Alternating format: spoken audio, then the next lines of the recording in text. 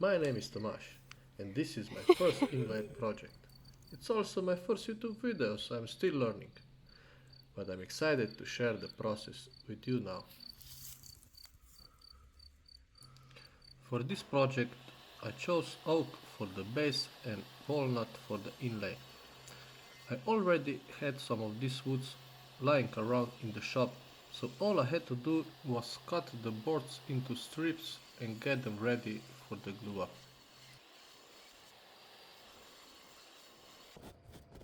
Before the glue up, I arranged all the walnut strips to find the best grain match and overall look. Some pieces look better than others, so I moved the weaker ones to the edges where they will be less noticeable. Once I was happy with the layout, it was time for the glue up.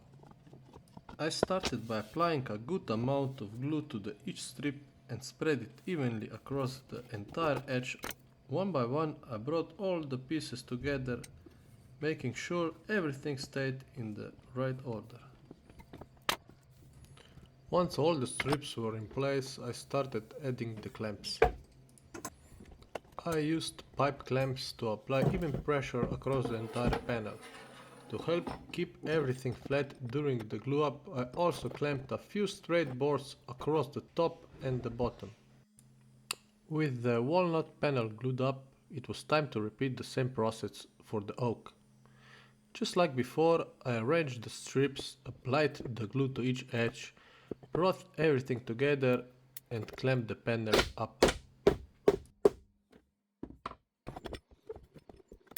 Since this would become the base for the inlay, I wanted to make sure everything stayed as flat and stable as possible. And after a few final adjustments, I left it to dry overnight alongside the walnut panel. The next day the glue had dried and it was finally time to see how the panels turned out.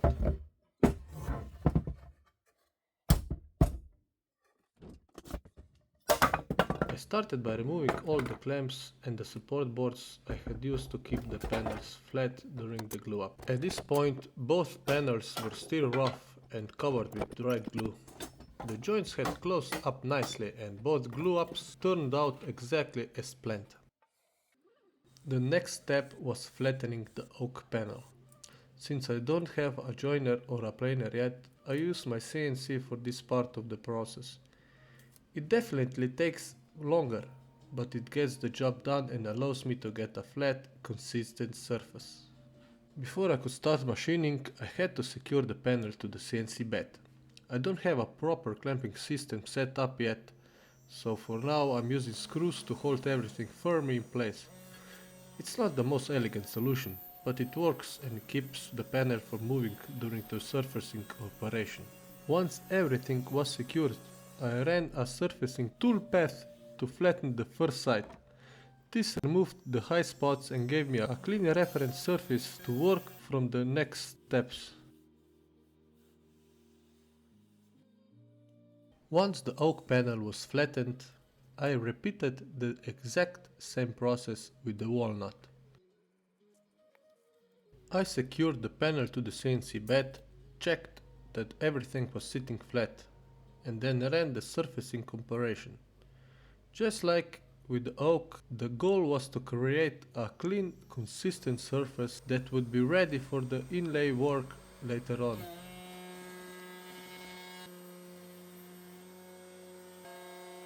It takes a bit of time, but seeing the rough glue up turn into smooth, flat panel is always satisfying.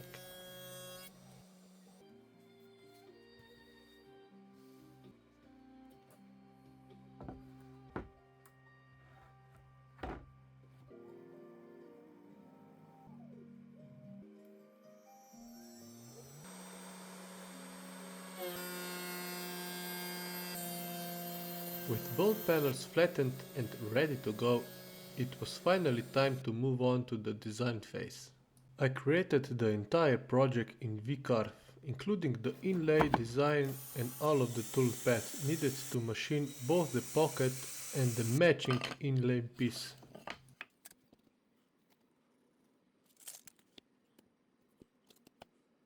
For the inlay work, I decided to use an Amana tapered ball nose bit with a 6.2 degree angle.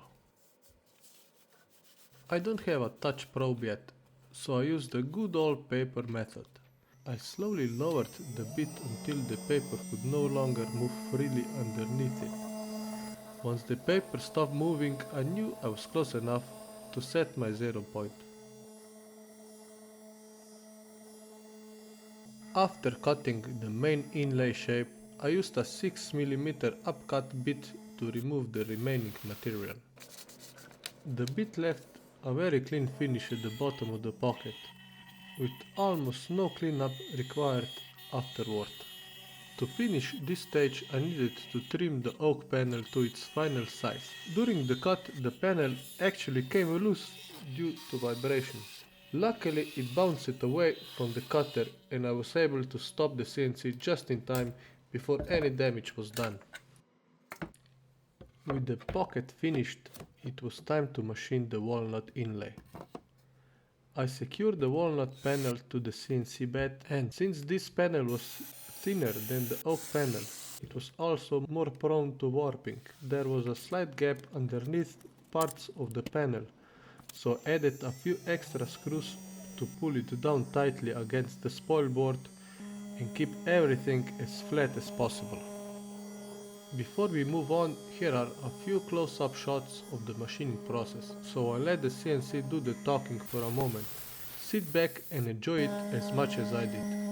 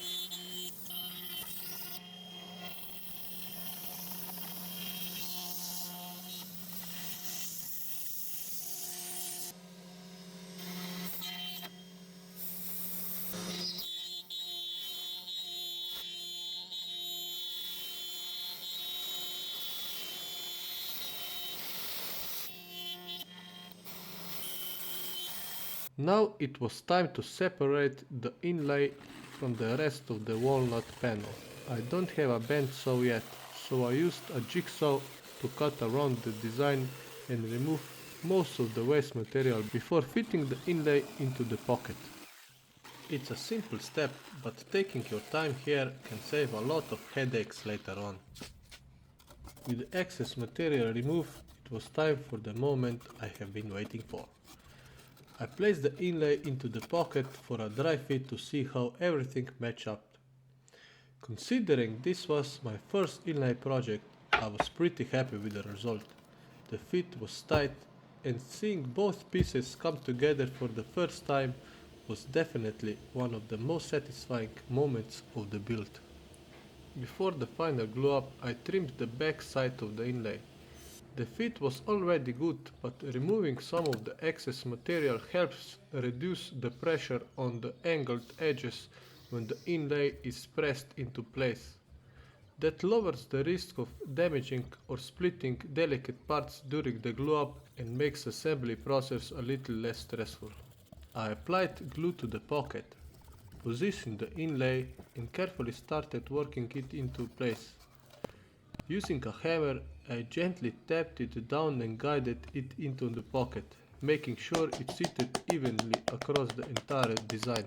Since I don't have a press in my own shop, I headed over to my friend's shop to use his. Once the inlay was in place, I put the panel into the press and applied around 5 bars of pressure. This helped ensure the inlay was pressed evenly into the pocket across the entire surface. After that, it was time to let the glue dry and see how the final result would turn out. Back in my shop, it was time to trim the excess oak around the board. using a handheld router.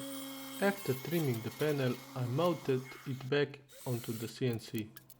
Using a 6 mm upcut bit, I surfaced the entire panel to reveal the inlay underneath. This again is one of the most satisfying moments of the whole process, as the final design slowly starts to appear with each pass of the cutter. With the inlay fully revealed, it was time for sanding. I started with a belt sander to remove the machining marks and level the surface. After that, I sanded the entire panel by hand, gradually working my way up to 400 grit. All was left now was applying the finish. I flooded the board with a mineral oil and let the wood soak it in. As soon as the oil hit the surface, the grain and the contrast between the oak and walnut really came to life. This is the moment when all the hard work finally pays off. If you made it all the way to the end, thank you for watching. I hope you enjoyed the build as much as I enjoyed making it. If you did, please consider subscribing as it really helps the channel grow. If you have any questions about the project, the tools, or the process, leave the comments below. I'll be happy to answer every single one of them. Thanks again, and I hope to see you in the next one.